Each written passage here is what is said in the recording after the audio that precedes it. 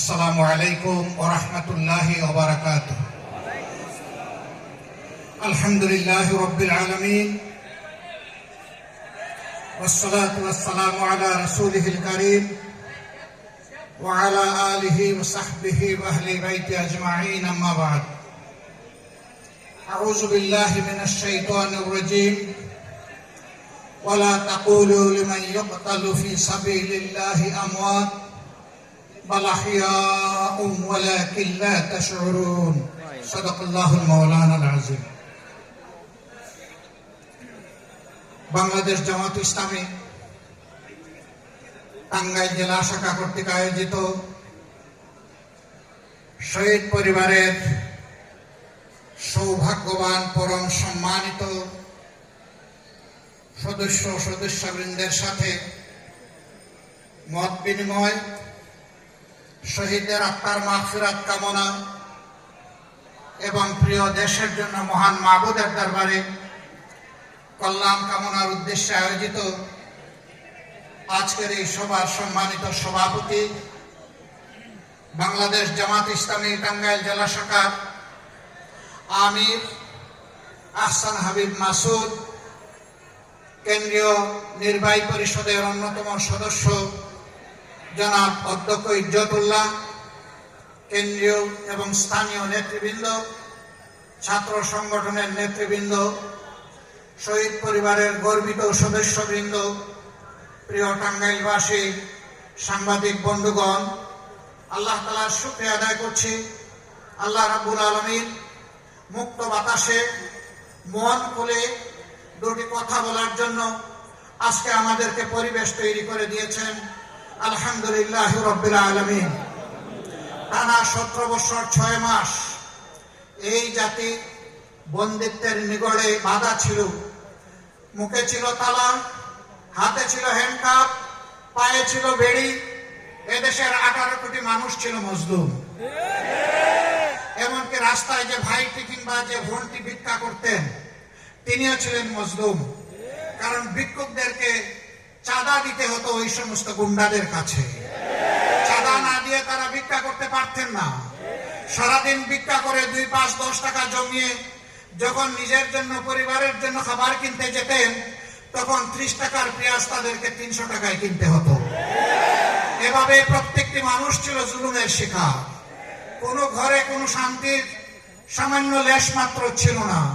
বাবা বেটা একসাথে বসে দুপুরের খাবার গ্রহণ করছে, তুলে নিয়ে ঘরে নিয়ে বলা হয়েছে রাষ্ট্রের বিরুদ্ধে তারা ষড়যন্ত্র করছিলেন। কেউ কারো বিরুদ্ধে সামান্য একটু কথা বলেছে, মনের দুঃখ প্রকাশ করেছে, ডিজিটাল আইনে তাদেরকে ধরে নিয়ে নির্যাতন করা হয়েছে। বিদেশের মাটিতে পড়ে একজন সাংবাদিক হয়তো এই সমস্ত স্বৈরতন্ত্র এবং অনাচারের বিরুদ্ধে কথা বলেছেন, তার তরতাজা বোনটাকে ধরে নিয়ে রিমান্ডে নিয়ে টানা হেঁচড়া করা হয়েছে। মাসের পর মাস তাকে জেলে রাখা হয়েছে। কোন মানুষ তার মনের কথাটা সামান্য একটু ফেসবুকে প্রকাশ করেছেন, অমনি সাথে সাথে আজরাইল রূপী বিবি তার ঘরে চলে গিয়েছে। সম্মানিত বন্ধুগণ, এই 17.5 বছর বাংলাদেশের জনগণের জীবনে ছিল দুঃসহ কালো রাত। আপনারা বলবেন 17.5 বছর কিভাবে মিলে? আওয়ামী লীগ তো 15.5 বছর ক্ষমতায় ছিল। আসলে তারা 17.5 বছরই ছিল। তারা 2006 সালের 28 অক্টোবর আওয়ামী লীগের নেত্রী শেখ হাসিনার নির্দেশে পল্টন সহ সারা দেশে লগি বইটার তাণ্ডব চালিয়ে শখানেক মানুষকে তারা হত্যা করেছিল। ফ্যাসিজমের সূত্রপাত ওখানেই হয়েছিল। স্বৈরতন্ত্রের পদধ্বনি ওখান থেকে এসেছিল। তারপরে আপনারা দেখেছেন 2009 সালের 10 জানুয়ারি ক্ষমতায় আসার পরে তারা রাষ্ট্রের গর্বিত প্রতিষ্ঠান সেনাবাহিনীর কোমরে আঘাত দিয়েছে। পিলখানায় বিডিআর সদর দপ্তরে 54 জন চৌকস দেশপ্রেমিক সামরিক অফিসারকে হত্যা করেছে। পরিবারের মহিলা সদস্যকে নির্যাতিত লাঞ্ছিত করেছে। তারপরে তাদেরকে হত্যা করে ড্রেনে ভাসিয়ে দিয়েছে। সেই হত্যাকাণ্ডের বিচার আজও হয়নি। অথচ এর বলি হয়ে সেনাবাহিনীর কোমর ভেঙে দেওয়া হয়েছিল। সেনাবাহিনীকে তাদের দায়িত্ব পালন করতে দেওয়া হয়নি। একই সাথে গর্বের আরেকটা বাহিনী সীমান্তের অতন্ত্র প্রহরী বিডিআরকে ধ্বংস করা হয়েছে। 15,000 সদস্যের চাকরি কেড়ে নেওয়া হয়েছে। 500 মানুষ তারা নিহত হয়েছে। কুচক্রকারীদের চক্রান্তের বলি দিতে হয়েছে এই সমস্ত মানুষগুলোকে। ঘরে ঘরে হাহাকার। আমি অনেক যুবককে জেলে পেয়েছি, বিয়ে করে 6 মাসের মাথায় গ্রেফতার হয়ে গিয়েছে। তার ওয়াইফ 1 বছর, 2 বছর, 3 বছর অপেক্ষা করেছে। জেলের ভিতর থেকে ওই লোকটা বলে দিয়েছে, তুমি আর আমার জন্য অপেক্ষা করো না, তুমি মুক্ত, তুমি চলে যাও, তোমার একটা জীবন আছে। আমি কোন দিন মুক্তি পাবো আমি জানি না। ঘরে ঘরে হাহাকার। এরপরেই তারা আঘাতটা দিয়েছে বাংলাদেশ জামাত ইসলামের উপর, দেশপ্রেমিক পরীক্ষিত এই শক্তির উপর। এদেশের শত্রুরা জানে জামাতে ইসলামী ভাঙবে কিন্তু মচকাবে না, অন্যায়ের কাছে মাথা নত করবে না, দেশের স্বার্থ কারো কাছে বিক্রি করতে রাজি হবে না, অন্যায়ের বিরুদ্ধে প্রতিবাদ করতে পিছপা হবে না। এই জন্য এই শক্তিকে ধ্বংস করতে হবে। 42 বছর যাদের বিরুদ্ধে কোন থানায় একটা জিডি, একটা মামলাও ছিল না, 42 বছর পরে তাদের বিরুদ্ধে মানবতা বিরোধী অপরাধের অভিযোগ আনা হলো। মিথ্যা মামলা, মিথ্যা সাক্ষী এবং সাজানো পাতানো আদালত, এই যে একজন করে শীর্ষস্থানীয় 11 জন নেতাকে, দায়িত্বশীলকে আমাদের বুক থেকে কেড়ে নেওয়া হলো। গোলাম আজম রাহিমাহুল্লাহ থেকে শুরু করে জনাব মীর কাসিম আলী পর্যন্ত তাদেরকে আমাদের বুক থেকে নিয়ে নেওয়া হলো। আমরা আল্লাহ শুকরিয়া আদায় করি। আমরা চিন্তিত নই, আমরা দুঃখিত নই। হে আল্লাহ, তোমার কাছে আমরা সাক্ষ্য দিচ্ছি, তোমার যে গোলামগুলা এই সংগঠনের সবচেয়ে উন্নত আখলাক, চরিত্রের, ইমানের, ইলমের আলোয় আলোকিত ছিল, তুমি তাদেরকে সত্যের জন্য কবুল করেছো। আলহামদুলিল্লাহ রাব্বিল আলামিন। তোমার দরবারে শুধু মিনতি, তাদেরকে মুহাক্কিক শহীদ হিসাবে কবুল করো। আদালতে আখিরাতে হযরত হামজা রাদিয়াল্লাহু তাআলা আনহুর মিছিলে তাদেরকে শামিল করে নিও আল্লাহ। রব্বুল আলামিন জান্নাতের সিঁড়িতে আমাদের প্রিয় এই সমস্ত দায়িত্বশীলদের সাথে আমাদের মুলাকাত করিয়ে দিও। তাদের রক্ত, শহীদ নিজামী বলেছিলেন তার শাহাদাতের আগে যে আমার রক্ত বাংলাদেশে কথা বলবে, আমার রক্ত বাংলাদেশে পরিবর্তনের সূচনা করবে। প্রিয় ভাইরা, 1, 2, 3 করে 15.5 বছর জাতির উপরে এরা স্টিম রুলার চালিয়েছে। সবচাইতে বেশি আঘাত দিয়েছে জামাতে ইসলামী, ইসলামী ছাত্র শিবিরের উপর। আমাদের মতো মজলুম সংগঠন আর কেউ না। আর কারো এতগুলা নেতাকে হত্যা করা হয়নি, আর কারো বাড়িঘর বুলডোজার দিয়ে ভাঙা হয়নি, আর কারো বাড়ি করে আগুন দেওয়া হয়নি, লুটপাট করা হয়নি। আমাদের পর্দানশীল মা বোনদের ইজ্জত নিয়ে টানাটানি করা হয়েছে। আমরা সেদিন চোখের পানি দিয়ে শুধু আল্লাহকে বলেছি, আল্লাহ তুমি দেখো, তুমি সামিউন বাসির, তুমি সীমাহীন দৃষ্টিশক্তির মালিক, আর তোমার কান থেকে কিছুই বাদ যায় না, তুমি সব শুনো। মজলুমের আহাজারি আল্লাহ শুনেছেন। তিলে তিলে এই দুঃখ, ব্যথা বেদনা জমা হয়েছে। মজলুম শুধু আমাদের সংগঠন ছিল না। এরপরেই আপনারা লক্ষ্য করেছেন হেফাজতে ইসলামের বিশাল সমাবেশে 13 সালের 5 মে আঘাত দেওয়া হয়েছে, অন্যায়ভাবে তাদেরকে হত্যা করা হয়েছে। সম্ভবত ওনাদের বাড়ি আপনাদের এলাকায়। তিনি কয়েকদিন আগেও বলেছেন 13 সালের 5 মে শাপলা চত্বরে 12টার পরে সাফ করে দিয়েছে।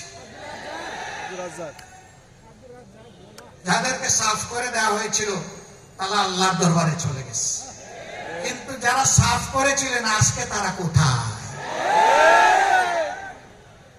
তুইজ্জু মান তাশাউ ওয়া তুযিল্লু মান তাশাউ বিয়াদিকাল খায়র ইন্নাকা আলা কুল্লি শাইইন কাদির।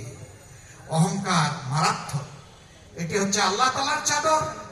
এটা নিয়ে কেউ টানাটানি করুক, আল্লাহ এটা বরদাস্ত করেন না। এই জন্য অহংকারীরা 2 দিন আগে হোক পরে হোক তাদের পূর্ণ পাওনা তারা সঙ্গে পায়। আমাদের চরিত্রে কালিমা লেপন করা হয়েছে। আল্লামা আল্লামা দিলওয়ার হোসেন সাঈদীর মতো মানুষকে বলা হয়েছে তিনি ধর্ষক, নাউজুবিল্লাহ, তিনি খুনি, তিনি লুটেরা, তিনি অগ্নিসংযোগকারী। দেলু রাজাকারকে চালান দিয়েছে দেলওয়ার হোসেন সাঈদীর নামে। এখন সেই মামলার বাদী কেঁদে কেঁদে বলছে, বন্দুকের নলের সামনে আমাকে বাধ্য করা হয়েছে অভিযোগপত্রে স্বাক্ষর করতে। যারা বাধ্য করেছিল এখন আমি তাদের বিরুদ্ধে মামলা করতে চাই। সময় কারো নিয়ন্ত্রণে থাকে না, সময় আল্লাহ তাআলার নিয়ন্ত্রণে। সময় বদলায়, পরিবেশ বদলায়, সত্যকে চাপা দিয়ে রাখা যায় না, সত্য মাটির নিচ থেকে উঠে আসে। এভাবে নির্যাতন করা হয়েছে বিএনপির উপর, নির্যাতন করা হয়েছে গণ অধিকার পরিষদের নেতৃবৃন্দের উপর, নির্যাতন করা হয়েছে সাধারণ মানুষের উপর, হত্যা করা হয়েছে সাংবাদিক বন্ধুদেরকে, কালো আইনে তাদেরকে টেনে এসে নেওয়া হয়েছে জেলে। তারা কারে বাদ দিয়েছে? কাউকেই বাদ দেয়নি। সবাইকে নিষিদ্ধ নিষিদ্ধ, সবাই রাজাকার, সবাই রাজাকার। এখন কি বলে? এখন তরুণ কমল ছাত্রছাত্রীরা কি বলে?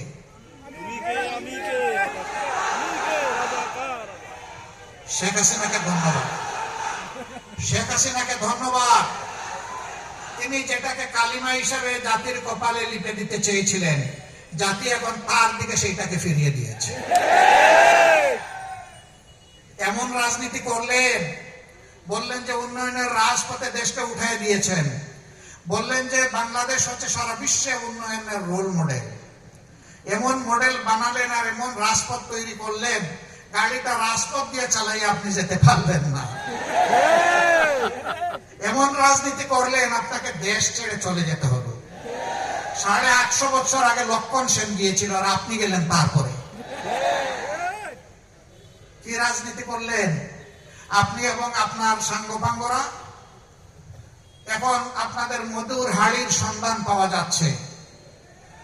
এক একজন গৃহকর্তা গৃহকর্মী যারা তাদের কাজ করেছে, এখন তাদের অ্যাকাউন্টে 100 কোটি পাওয়া যায়, কোটি কোটি পাওয়া যায়। আলাউদ্দিনের চেরাগ জ্বলে, আর সেই তারাই বেগম খালেদা জিয়াকে 3 কোটি টাকার জন্য মামলা দিয়ে বলেছেন তিনি এতিমের মাল আত্মসাৎ করেছেন। এই জন্য তাকে সাজা দেওয়া হয়েছে, তাকে একা জেলে রাখা হয়েছে, তাকে উপহাস করে বলা হয়েছে আপনি আর কি চান, একটা জেল পুরো আপনাকে দিয়ে দিয়েছি। এইভাবে অহংকার, উপহাস, মানুষের প্রতি ঘৃণা তারা ছড়িয়েছিলেন, জাতিকে ভাগে ভাগে বিভক্ত করেছিলেন, মেজরিটি মাইনরিটি নাম দিয়ে মুখামুখি করে ফেলেছিলেন। আলহামদুলিল্লাহ, আমরা ধন্যবাদ জানাই আমাদের পরিবার টুকরা ছাত্র যুব সমাজকে। আমরা যে আন্দোলনের সূচনা করেছিলাম 15.5 বছর আগে, তার পরিসমাপ্তি টেনেছে তারা। আল্লাহর দরবারে শুকরিয়া, আল্লাহ তাদের সম্মান বৃদ্ধি করে দিন, এদেশের বৃহত্তর খেদমতের জন্য তাদেরকে কবুল করুন। তারা একটা অসম্ভব ধরনের কাজের নেতৃত্ব দিয়েছে, জীবন বাজি রেখে নেতৃত্ব দিয়েছে। এ কাজ করতে গিয়ে হাজার কার্মিকের ঊর্ধ্বে আমাদের কলিজার টুকরা সোনার ছেলেরা মেয়েরা চলে গেছে। এখানে কোনো দলমত নাই, এখানে কোনো ধর্ম নাই, এখানে সকল ধর্মের মানুষ অংশগ্রহণ করেছে, সকল ধর্মের মানুষই মারা গিয়েছে, নিহত হয়েছে, আহত হয়েছে। শহীদদেরকে আমরা কোনো দলের সম্পত্তি বানাতে চাই না। এই শহীদরা জাতির সম্পদ, এই শহীদরা আমাদের শ্রদ্ধার পাত্র, এই শহীদরা আজীবন আমাদের জাতীয় বীর। আমরা তাদেরকে সেই মর্যাদায় দেখতে চাই। অনেক সাংবাদিক বন্ধু আমাকে প্রশ্ন করেছেন আপনাদের দলের কতজন শহীদ হয়েছে। আমি বলেছি আমরা মজলুমের দলে সামিল হয়ে যারাই শহীদ হয়েছে তারা সকলেই আমাদের দলে, তারা সকলেই 18 কোটি মানুষের দলে। অতএব তাদেরকে আমরা দলীয় সম্পদ বানাতে চাই না। আমরা আল্লাহর উপর ভরসা করে সিদ্ধান্ত নিয়েছিলাম যে কয়টা শহীদ পরিবারের সন্ধান পাবে সেই কয়টা শহীদ পরিবারে জামাতে ইসলামী পৌঁছে যাবে ইনশাআল্লাহ। আমরা গিয়ে তাদের ভাগ্যের পরিবর্তন করতে পারবো না, গিয়ে শুধু বলবো আমরাও আপনার পরিবারের সদস্য। গিয়ে শুধু বলবো এখন থেকে বাকি জিন্দেগি আমরা একই সাথে সুখ দুঃখের অংশীদার। আমরা শুধু গিয়ে বলবো আপনারা যে গর্বিত শহীদ পরিবারের পিতা মাতা ভাই বোন সন্তান স্ত্রী, হাসরের দিন ওই শহীদরা যখন আপনাদের জন্য আল্লাহর দরবারে শাফাআতের দোয়া করবেন সেদিন আমাদেরকে ভুলে যাইয়েন না। আমাদেরকেও আপনাদের সাথে রাখবেন। আমরা এই কথাগুলো বলার জন্য তাদের কাছে ছুটে যাচ্ছি। সম্মানিত ভাইয়েরা, আহত হয়েছে লাখো লাখো তরুণ যুবক, সাধারণ মানুষ, আলিম উলামা এই আন্দোলনে একাকার হয়ে গিয়েছিলেন। আল্লাহু আকবার। আমরা তাদের সকলের কাছে যেতে পারিনি বলে দুঃখিত, কিন্তু আমরা আমাদের স্থানীয় সবগুলা সংগঠনকে বলেছি, যেখানেই আহতের সন্ধান পাবেন সেখানেই চলে যান, ওর কপালে চুমু দেন, ওর জন্য দোয়া করেন, আল্লাহ যেন তাকে শিফার নিয়ামত দান করেন, সে যেন সুস্থ হয়ে উঠে এই জাতির জন্য আবার লড়াই করতে পারে। আমি হাসপাতালে গিয়েছি, হাত নাই পা নাই, জিজ্ঞেস করেছি তোমার অনুভূতিকে, বলে যে আমি খুব খুশি। আমি বলি কেন তুমি খুশি? ওই আমার দেশ স্বাধীন হয়েছে। আল্লাহু আকবার, আল্লাহু আকবার। আমি জিজ্ঞেস করেছি বাকি জিন্দেগি তোমাকে তো সতর্ক হয়ে চলতে হবে, বলে যে প্রয়োজনে আবার লড়াই করব, এক হাত চলে গেছে আরেক হাত দেওয়ার জন্য প্রস্তুত আছি। স্যালুট, ওদেরকে সালাম জানাই, আল্লাহ এদের ইজ্জত বৃদ্ধি করে দিন। এরকম সন্তানেরা যে মায়ের গর্ভে জন্ম নিয়েছে সেই মা অবশ্যই সৌভাগ্যবান মা, আমরা সেই মায়ের জন্য দোয়া করি। সম্মানিত বন্ধুগণ, দুঃখের কাহিনী, শহীদ পরিবারের কাছে যখন যাই দুঃখ ধরে রাখতে পারি না। একজন একটু আজানের জবাব দেবেন। আমি রাজশাহীতে গেলাম, একটা তরুণী মেয়ে, তার শাশুড়ি এবং পরিবারের সদস্যরা তার নিয়ে আমার সামনে আসলেন। সে বিয়ের হয়েছে 1 বছর, স্বামী রিক্সা চালাতেন, এই আন্দোলনে তিনি শাহাদত বরণ করেছেন। আমি তাকে জিজ্ঞেস করলাম, মা তুমি কেমন আছো? সে কেঁদে দিয়ে বলল, আপনি আমাকে মা বলেছেন, আমি শান্তি পেলাম, কিন্তু আমার গর্ভের সন্তানের কি হবে? আমার গর্ভে তো 6 মাসের সন্তান। সে চোখে অন্ধকার দেখছে। আমি তাকে বললাম, আল্লাহ আছে, আর আজকে থেকে তোমার সন্তানের আমরা হচ্ছি অংশীদার। এই সন্তান জন্ম নেও, একটা সুস্থ সন্তান হিসেবে আমরা দোয়া করি, ছেলে হোক মেয়ে হোক, যতদিন তার লেখাপড়ার প্রয়োজন হবে এই বেড়ে ওঠা পর্যন্ত এই দায়িত্ব বাংলাদেশ জামাত ইসলামের। তোমারও পরিবারের দায়িত্ব বাংলাদেশ জামাত ইসলামের। আমি কথা বলেছি ঠিকই, কিন্তু আমি কি তার স্বামী ফিরিয়ে দিতে পারবো? ওই সন্তান যখন ভূমিষ্ঠ হবে, তার মুখে যখন জবান ফুটবে, সে কি বাবা ডাকার কাউকে পাবে? যখন দেখবে তার মতো সন্তানেরা কাউকে বাবা ডাকে, কাউকে চাচা ডাকে, তখন সে চাচা পাবে, কিন্তু বাবা তো পাবে না। ঠিক ঢাকার সাইনবোর্ড এলাকায় এক মহিলা, তিনি ওই সমস্ত গোলাগুলির দৃশ্য দেখার জন্য জানালায় একটু মুখ বাড়িয়েছিলেন। আকাশ থেকে ছোড়া গোলা এসে তার বুক এফুড় ওফড় দিয়ে তাকে দুনিয়া থেকে নিয়ে গেল। তার 2 মাসের সন্তান, স্বামী গার্মেন্টস কর্মী, গরিব মানুষ। আমরা বলেছি আমরাও আপনার পরিবারের সদস্য এবং আপনি এখন থেকে আমাদের পরিবারের সদস্য। আলহামদুলিল্লাহ, আমরা যতটুকু পৌঁছতে পারছি আল্লাহর উপর ভরসা করে আমরা এই দায়িত্ব নিচ্ছি। আমরা সরকার নই, কিন্তু আমরা সরকারের চাইতেও যিনি বড়, যার হাতে সমস্ত কুওয়াত, সমস্ত ভান্ডার, নিয়ামতের ভান্ডার, আমরা তার উপর ভরসা রাখি এবং আলহামদুলিল্লাহ এ পর্যন্ত আল্লাহ আমাদেরকে আটকান না।